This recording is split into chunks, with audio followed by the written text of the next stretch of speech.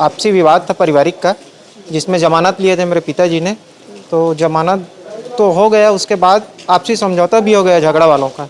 फिर भी मेरा ऋण पुस्तिका वापस, सामने वाला जो झगड़ा हुआ है वो नहीं आएगा तब तक नहीं दूंगा, ऐसा करके बोल रहा है। पैसे की भी डिमांड कर रहा है। फर्स्ट बार आपने आवेदन यहाँ किया हूँ मैं, वहाँ नहीं दूंगा करके स्पष्ट रूप से नरेंद्र सूर्यवंशी द्वारा मुझे बोला गया। आपको क्या परेशान है? पता नहीं हुआ है मैम, खाद बीज नहीं ले सके हम लोग सोसाइटी से। अब तो तहसील का मामला है और यहाँ पर किसान लगाते जा रहे हैं, लेकिन उसके बावजूद भी इनको ऋण पुस्तिका नहीं दिया। और वो कुछ ना कुछ दो तभी मैं आपको ऋण पुस्तिका दूंगा, नहीं डाल दिया जा रहा है। ऋण पुस्तिका नहीं दिया। कार्यालय में जो पदस्थ कर्मचारी हैं उन पर निर्देश दे दीजिए कि इस प्रकार से वो अपनी यानी कि ऐसी भूमिका तैयार करके रखे हैं कि वो जो कहेंगे वही होगा और उसके अन्यथा किसी प्रकार से नहीं होगा। कर्मचारियों को तबादला भी करना चाहिए समय समय पर कि कम से कम आपके जो कार्य है वो सुचारू रूप से पहुंचे हुए एक ऐसे व्यक्ति हैं और ये प्रकरण राजिम का है और राजिम में से यहाँ से पहुँचे हैं। और सबसे बड़ी बात है कि जिस प्रकार से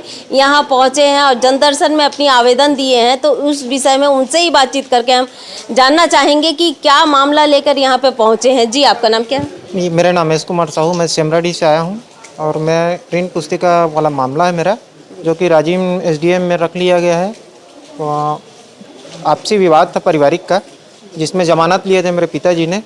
तो जमानत तो हो गया, उसके बाद आपसी समझौता भी हो गया झगड़ा वालों का। फिर भी मेरा ऋण पुस्तिका वापस नहीं किया जा रहा है। ये कौन नहीं कर रहे हैं आपको ऋण पुस्तिका? जाने पर वहाँ बताते हैं नरेंद्र सूर्यवंशी जी के पास है ऋण पुस्तिका, और उससे भी बात की तो जब तक सामने वाला जो झगड़ा हुआ है वो नहीं आएगा तब तक नहीं दूंगा, ऐसा करके बोल रहा है। पैसे की भी डिमांड कर रहा है और विगत मेरे पिताजी को 4 बार जाते हुए हो गया, फिर भी नहीं दे रहा है। ये पैसे का डिमांड कितने रुपए का और कैसे किए, किनको किए? आपको किए कि पापा को किया? पापा जी को किए। पापा जी जाते हैं अंदर में ऑफिस में, 2 बार मैं गया हूँ। पैसे की डिमांड स्पष्ट रूप से नाम कितना नहीं बोलते हैं, अरे कुछ तो करो यार, ऐसा करके बोलते हैं। यानी कि अमाउंट नहीं बताते हैं कि कुछ करो तभी हम आपका ऋण पुस्तिका देंगे, इस प्रकार से बोलते हैं। उसको लाना पड़ेगा, जो झगड़ा वादी प्रतिवादी है उसको सामने खड़ा करोगे तभी देंगे करके बोलते ये हैं। बताइए, ऋण पुस्तिका क्या आपका है जिनका, या फिर जमानत लिए उनका रहता है? नहीं, ऋण पुस्तिका तो मेरे पिताजी का है और सामने वाला का जमानत लिया। पारिवारिक विवाद था, परिवार का आदमी है और दोनों आपस में सुलझ भी गए हैं। अब एक साथ रह रहे हैं, पति पत्नी का झगड़ा था और जमानत लिए 6 माह हो गया। 6 माह हुआ। तो ये बताइए कि 6 माह होने के बावजूद आप लोग आवेदन किए थे, कितने बार किए थे? आवेदन नहीं हो तो बोले थे 15 दिन के बाद आ जाना, ऋण पुस्तिका ले जाना। तो आवेदन नहीं किए थे? आवेदन नहीं, फर्स्ट बार आपने आवेदन यहाँ किया हूँ मैं, वहाँ नहीं दूंगा करके स्पष्ट रूप से नरेंद्र सूर्यवंशी द्वारा मुझे बोला गया कि आप राम जी को लेके आओगे तभी मैं ऋण पुस्तिका दूंगा। तो ये बताइए कि आप लोग का जो ऋण पुस्तिका है, किसानी का समय है, तो ऋण पुस्तिका ना होने से आपको क्या परेशान है? पता नहीं हुआ है मैम, खाद बीज नहीं ले सके हम लोग सोसाइटी से। अब तो समय भी निकलता गया है, दुकान से खरीद करके किसानी किए हैं, इसके कारण हमें बहुत परेशानी हुआ है ऋण पुस्तिका न मिलने के कारण। और ये जो आपका ऋण पुस्तिका नहीं दे रहे हैं, उनका नाम पूरा क्या है? उसका नाम नरेंद्र कुमार सूर्यवंशी है, सहायक ग्रेड 3 है राजिम में, 5 साल से ऊपर से वहीं पदस्थ है, देख रहे हैं। और निवासी स्थान? निवासी स्थान उसका कौनकेरा है। कौनकेरा? राजिम तहसील के अंतर्गत ही आता है कौनकेरा, वहीं कौनकेरा का निवासी है। SDM के पास नहीं गए थे आप? ऑफिस में गए थे तो नरेंद्र उस दिन गरिया बन गया है करके बोल दिया, उसी के लॉकर में है करके बोल दिया है, वहाँ भी नहीं दिए। सबसे पहले तो मैं ये बता देती हूँ कि देखिए किस प्रकार से एक किसान को किस प्रकार से परेशानियों का सामना करना पड़ता है, ये आप देख लीजिए। राजिम तहसील का मामला है और यहाँ पर किसान बताया जा रहा है कि आपसी यानी कि इनके पारिवारिक झगड़ा था, पारिवारिक पति पत्नी का पारिवारिक झगड़ा था। तो पारिवारिक झगड़ा होने के कारण वो आप बाद में तो आपसी समझौता हो गया, लेकिन उसके पहले पारिवारिक झगड़ा में क्या हुआ कि जमानत लेना पड़ा।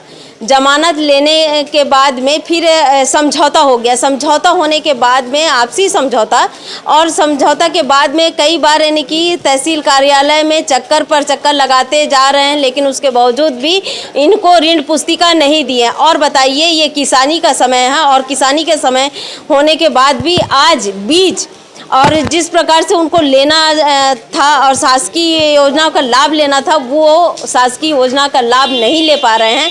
और दूसरी बात बताया जा रहा है कि वहाँ पे पदस्थ सहायक ग्रेड 3 है और वो कुछ ना कुछ दो तभी मैं आपको ऋण पुस्तिका दूंगा, नहीं तो किसी न किसी कारण से कुछ ना कुछ बहाना करके उनको टाल दिया जा रहा है, ऋण पुस्तिका नहीं दिया जा रहा है। लेकिन मैं मैडम से कहूँगी, एसडीएम मैडम से कहूँगी कि क्योंकि आपका जो कार्य है बहुत अच्छा है और बहुत आम जनता का, क्योंकि जब से आप राजिम क्षेत्र में गई हैं, आज जो काम कोई नहीं कर पाए, आज तक किसी एसडीएम नहीं कर पाए, लेकिन वो काम आपने किया है। यहाँ तक कि देखिए रेत खदान के इसमें सरपंच तक को आपने बर्खास्त किए, नोटिस दिए और कई ऐसे मामले हैं, अवैध मामले जो थे उस पर भी कार्रवाई किए। तो ऐसे ऐसे बहुत सारे कार्रवाई जो आपने किए हैं, लेकिन आज तक कोई भी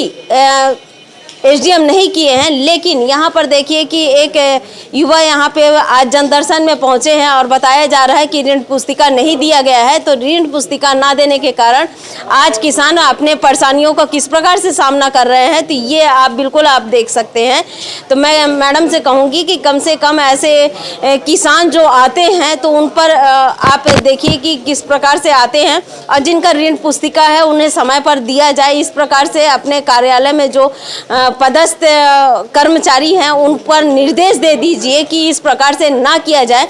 किसान है और किसान तो वैसे भी हर प्रकार से चाहे वो प्राकृतिक का मार हो या हर प्रकार से वो मार का सामना करना पड़ता है और आज देखिए आर्थिक परेशानियों का भी सामना करना पड़ रहा है। इस प्रकार से है तो यहाँ पर मैं कलेक्टर साहब से भी कहूँगी कि बताया जा रहा है कि आज 5-7 साल से वहाँ पे पदस्थ है, इसके कारण वहाँ पर पदस्थ होने के कारण आज वो अपनी यानी कि ऐसी भूमिका तैयार करके रखे हैं कि वो जो कहेंगे वही होगा और उसके अन्यथा किसी प्रकार से नहीं होगा।